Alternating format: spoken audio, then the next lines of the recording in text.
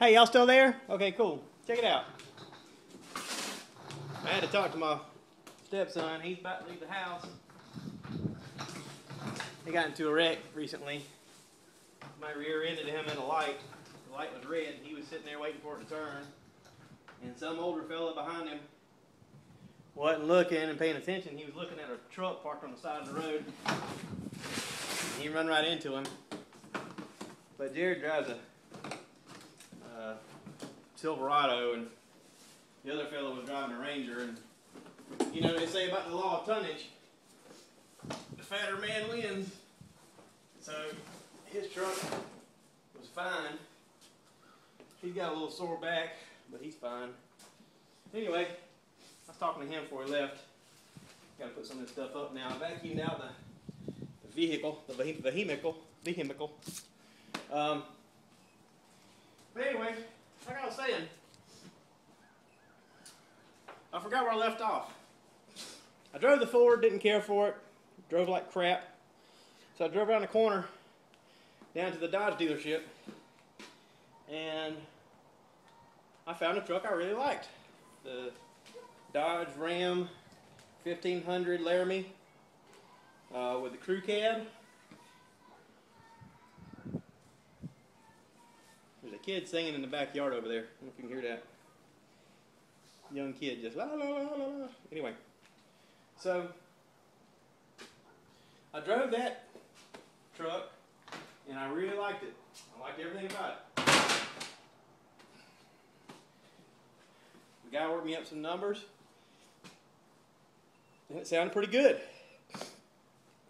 And I was looking at a 4x4 because I thought, you know, every once in a while me and my wife like to go to the mountains and tow the motorcycle. Yes, I have a motorcycle. Everybody says, you got a motorcycle, really? I think I've had that episode, but not everybody watches all these. But anyway, we went up there was it a year ago, and got stuck in the mountains a little bit. The van was spinning the tires. I was trying to get out of this place because we were up a gravel grade and couldn't get out. And I told her, I said, you know, maybe a four-wheel drive is what we need to get, so that when we go to the mountains, because we do like going to the mountains, when we go to the mountains, we can get in and out of there with no problem. And I drove a four-wheel drive there at the Dodge dealership, and I liked it. Price was good. I liked everything about it, except for the fact that it was white. And I want leather seats because I work delivering groceries out of the back of a truck all day. By the time I get home, I am filthy. I mean, I smell.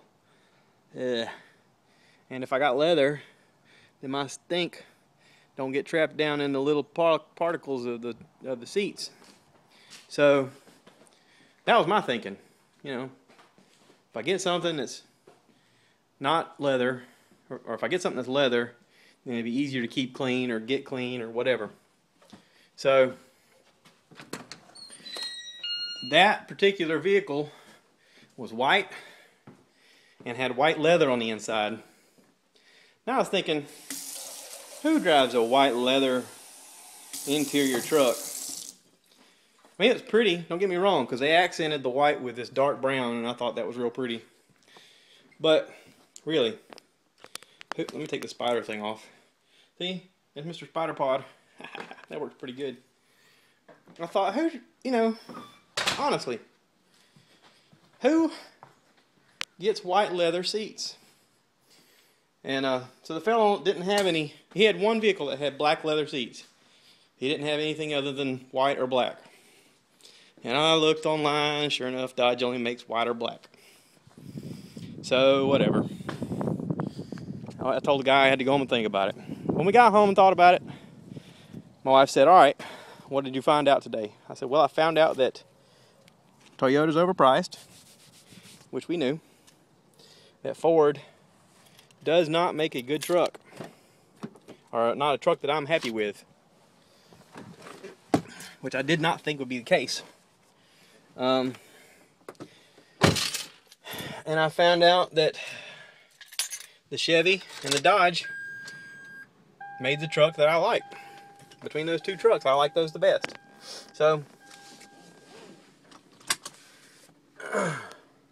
she's asking me to narrow it down you know, well, maybe you need to go back tomorrow and look at them and maybe drive them again and get a better idea which one you like the best. I said, okay. So I got back early the next day, and I went up there and saw the same fella Mark at Chevrolet and drove that vehicle. Actually, I drove a different truck, and I liked it. And I told him that we had decided to go with a 4x2 instead of the 4x4. That we just didn't need the 4x2. We just didn't need a 4x4, you know.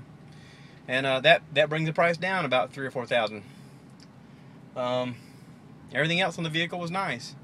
Although, you know, I was looking at the inside of the Chevy and I was thinking, there's just something that's not as nice as the Dodge, and I can't put my finger on it right now. And I thanked the guy for his time. I went back to the Dodge dealership and I looked around and I drove I drove the Dodge Ram with the black leather interior, because I was thinking I hadn't drove that one. You know, maybe if I get in it, I wouldn't mind the black interior. So I got in it and drove it, and I liked it. I liked everything about it. Matter of fact, the color on that vehicle is like a deep cherry. They call it deep cherry pearl. I really like the color on it. It kind of looks like Gamecocks football colors, you know, that garnet look almost. I'll post a picture on here so y'all can see it. Anyway, so I liked it. The only thing I didn't like was it needed a step side, because my wife she's only 5 foot tall and she can't get in it otherwise. I'd have to carry around a booster seat or something. Plus, it was kind of hard for me to get into without the little booster, you know.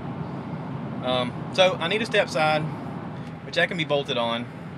And it had a plastic liner in the bed, and I didn't want the plastic liner. I like the spray-in liner, which that can be done too. But the guy asked me, he says, you want me to work a price? And I said, no, you know, it's getting late. I said, no, not today. Well, just so happens I got off early today.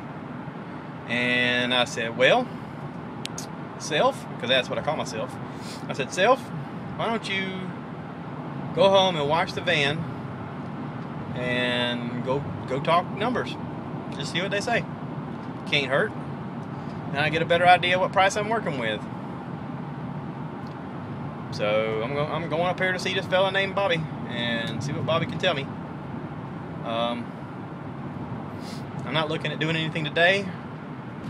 It don't matter if he offers me the thing for free today. I ain't taking it, because no matter what they offer the first day, you always say, I need to think about it, or I need to talk to my wife. See, that's where the wife comes in handy. If you got a wife, you can say, I need to talk to my wife. And, you know, when you go home and think about it, then they always reconsider their numbers. So, little art of negotiation there. No matter what they offer you first, thank them for their time and tell them you need to think about it. And if they say what's wrong, just say, well, I need to think about it. The price, you know, I thought the price would be a little different. But, you know, either way, I got to go talk to my wife. All you single fellas, you get you a fake wedding ring and give that line, and I'm winking at you, see? I'm giving you tips and pointers. So, I'm going to go back up here and I'm going to look at it again, and I'm going to talk to the fella about working me out a price and see what he can do. Because, I mean, the truck I'm looking at is less than what I paid for this van.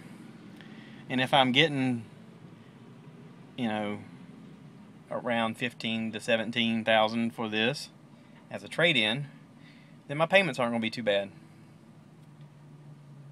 You know, God's been good to us. We've been blessed. I'm able to afford a car payment. I mean, this ain't something we have to have, but it's something I want. So, I've been a good boy. I deserve it. So wish me luck. I'm going to go up here and talk to the fella. Thanks.